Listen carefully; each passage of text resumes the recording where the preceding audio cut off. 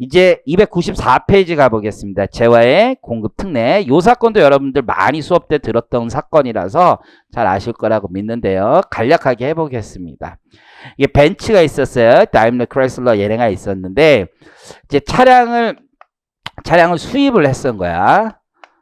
그래서 벤츠 코리아가 있었을 거 아니에요. 수입을 하니까 이게 판매용 차량이잖아요. 그러니까 수입할 당시에 매입세액이 공제가 됐던 거지. 매입세액이 공제가 됐어요. 근데 이걸 판매하면 문제가 없는데 두 가지로 지금 문제 사건이 생긴 거예요. 하나가 시승용이 있고요. 시승용이 있고 하나가 업무용으로 사용한 게 있어요. 업무용이라는 게 임직원 출장용, 그렇죠? 뭐 이런 용도로 쓴 게 있습니다. 그래서 과세관청은 지금 영업용 승용차에 대해서 매입세 공제하는 게 맞지만 업무용 승용차는 원래 매입세 공제를 안 하잖아요. 그래서 영업용 승용차로 매입세 공제 받은 다음에 이걸 비영업용으로 전용한 경우에는 간주 공급으로 보는 거죠. 그래서 비영업용으로 전용되었다라고 보는 거죠. 그래서 비영업용 으로 전용되었다고 봤습니다. 하지만 법원의 판단은 시승용 자동차는 여전히 영업용이다. 이거 영업용, 이거 비영업용 아니다. 영업용이다. 왜냐하면 사람이 차를 타봐야 의사결정할 수 있죠. 그렇잖아요.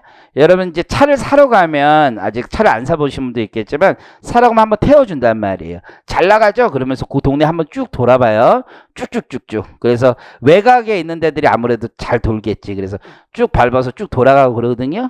그래서 내 친구 지난번에 뭐 차 사러 가는데 아는 친구가 있는데 한번 가자고 그러더라고. 그래가지고 그 뭐 차 이름도 내가 모르겠어요. 뭐 영국 차던데 내 이름이 기억이 안 나네. 되게 특이한 차량이었어요. 엄청 특이한 차, 뭐 포르쉐 람보르기 이런 것도 아니야. 되게 특이한 차, 맞아. 그거 타러 갔어요. 맥라린인가 뭐 그거지. 그걸 타러 갔는데 강남에 있더라고. 그래서 좀 밟으면 쭉 나간대. 밟으려고 나갔는데 차가 겁나 막혀서 전혀 밟을 수 없었어요. 그래서 시속 10km로 주행했던 기억이 있는데 한번 타봐야 살 거 아니야. 타봐야. 그래서 얘는 여전히 영업용으로 사용된다. 이해하시겠죠? 그런데 업무용으로 사용한 거 있죠? 이건 비영업용으로 봤던 거죠. 업무용으로 출장용으로 쓰는 거. 다만 비영업용이라는 거 있죠? 비영업용. 이건 전용이 돼야 되는 거. 전용이라는 건 일시적으로 쓰는 게 아니에요. 그래서 상당 기간 써야지만 그 가치가 떨어질 정도가 돼야지만 전용됐을 때 간주 공급으로 보겠다는 뜻이에요. 그래서 요 사건 요렇게 됐고 요 친구들이 이제 주장한 것들이 있었습니다. 아니 이게 매입세 공제를 받았다가 지금 간주 공급으로 보는 것까지 이해하겠다. 그런데 얘를 매각을 하면 부가세를 또 내라고 하지 않느냐 니들. 그럼 부가세 2번 내는 거 아니냐 이런 주장을 합니다. 그랬더니 법원에서 이런 얘기를 하죠. 그게 아니라 보통 애들 같으면 처음부터 업무용으로 사면 이때 매입세 공제가 안 될 거야. 넌 매입세 공제된 걸 다시 토해낸 것 뿐이죠. 그죠? 그러면 얘하고 상황이 똑같은 거잖아. 걔네들도 다시 공급하면 또 부가세가 나와. 이해하셨죠? 그러니까 과세 형평 차원에서 원래 못 받을 걸 지금 받은 걸 다시 토해내는 개념이고 매각할 땐 원래 나와. 부가가치세라는 게 매입세 공제 여부와 매출세액을 직접 연결하지는 않는단 말이야. 오로지 간주 공급일 때만 연결하지 직접 계약상 법률상 원인에 따른 공급은 연결하지 않으니까 무슨 얘기야? 이런 얘기를 한 거죠. 그렇죠? 그러니까 원래 남들도 억울하니까 너도 억울해 이런 얘기예요. 그게 형평에 맞다 이거죠. 다 같이 못 살면 된다 이거죠. 다 같이 잘 살 수는 없다면 다 같이 너만 잘 살아야 된다면 다 같이 못 살자. 뭐 요거잖아요. 그렇죠? 뭐 옛날에 내가 수업 시간에 한번 얘기했던 것 같은데 옆에 소를 100마리 키우는 러시아 속담이 있다고 하잖아요. 소를 옆에 100마리 키우는 애가 있어. 난 소를 한 마리도 안 키워. 이해하시겠죠? 그래서 너의 소원이 뭐냐고 그랬더니 저 100마리를 죽여주세요 라는 거잖아요. 그게 나의 소원이라는 거야. 아니 같이 나도 100마리를 주세요 이게 아니라는 거예요. 쟤를 죽여주세요. 이게 뭐가 맞는지 모르겠는데 형평이라는 건 그거죠. 결과의 평등. 어쨌든 그렇다. 자, 쟁점을 보시면 첫 번째 전용이냐라는 문제였어요.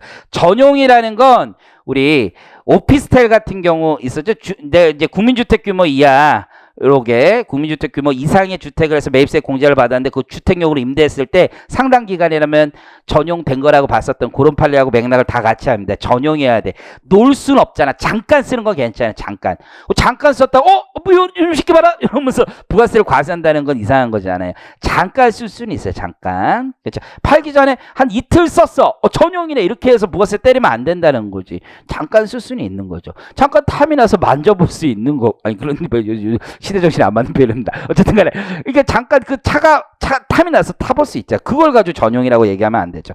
두 번째 시승용 있죠. 시승용은 구매 의사 자극을 위한 여전히 영업활동으로 봐야 된다. 세 번째는 다시 인도하는 경우도 공급된다. 그래서 과세형평이 맞지 않는다라는 얘기고요.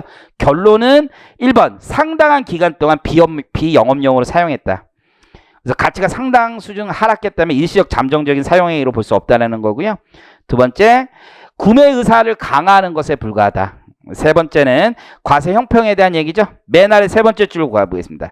사업자가 계약상 또는 법률상 원인에 의하여 그 재화를 다시 인도 또는 양도하는 경우 특별히 면세되거나 비과세되는 별도의 규정이 없는 한 그냥 부가세 과세 대상 거래라는 거예요. 매입세 공제 여부와 매출세액을 직접 연결하지 말라는 얘기입니다. 그래서 자가 공급 세 가지가 있죠. 첫 번째 면세 전용, 두 번째 비영업용 승용차죠. 그 둘의 취지를 좀 기억하셔야 되는데 첫 번째든 두 번째든 둘 다 과세 형평을 위한 거죠. 간주 공급 의제라는 건 다 과세 형평이에요. 시험장에서 풍부한 답안지 별거 아니에요. 과세 형평이라는 단어를 쓰면 어떻게 항상 쓰면 돼요. 무엇과 과세 형평이 안 맞는지를 쓰시면 그게 그냥 자연스러운 글이 되는 거예요. 그냥 여러분들 쓸 말이 별로 없어. 과세 형평 쓸 말이 없다는 건 무엇과를 비교급을 쓰지 못하는 것 뿐이에요. 면세 전용은 뭐예요? 당초 처음부터 면세 사업자였다면 이거잖아요. 면세 사업자가 매입세액을 공제받지 못하는 것과 과세형평에 맞지 않는다는 거고, 비영업용 승용차는 뭐예요? 처음부터 비영업용으로 구입한 자와의 과세형평이 맞지 않는다는 거죠. 그런 것들을 잘 쓰시면 된다 이거예요. 근데 판매 목적 타사업장 반출은 과세형평과는 전혀 상관이 없죠. 그래서 사업장 간의 거래에 있어서 소유권이 변동이 없더라도 우리 제조 사업장에서는 매입세액만 발생하고 판매 사업장에서 매출세액만 발생해서 환급세액이 발생하는 기간 동안에 자금 부담이 있으니까 그를 완화하기 위한 정책인 거죠. 자, 영업용이 뭔지 업무용이 뭔지 잘 아실 거고요. 과세 표준에 이제 문제점이 마지막으로 있었는데 이때 전용한 시점에 간주 공급이라면 공식이 있는 거잖아요. 그래서 과세기간 경과분에 대해서 적용을 해줘야 되는 거 아니냐 이런 문제가 있었고, 우리 법원에서는 간주 공급에 대한 과세표준 규정이라는 건 간주시가라는 규정은 부가세 감가율을 규정하는 규정은 이 재화가 유통성이 낮기 때문에 시가를 추정할 수 없기 때문에 만들어진 규정이고, 이렇게 판매용 재고자산이라면 쉽게 유통성이 인정되고 그 시가를 쉽게 산정할 수 있으니까 고정자산이 아닌 재고자산에 하면 당시 시가로 하는 게 맞겠다라고 결론을 낸 겁니다. 자, 비교 판례 보시면요. 국민주택 아파트, 이거 작년에 시험 문제 나왔던 모태가 되는 판례예요. 집에 가서 한번 읽어보시면 되고, 국민주택 초과 규모의 주택을 공사했어요. 그럼 판매용으로 쓰려고 했던 거죠. 근데 잠시 주택 임대를 놨단 말이야. 이해하셨죠? 그럼 주택 임대를 놨으면 전용된 거라고 봐야 된다는 거죠. 그래서 전용됐으니까 면세 전용으로 봐서 부가세 과세하겠다. 이런 취지로 본 거고, 작년 부가세 문제 1하고 이게 연결되는 거라고 보시면 됩니다.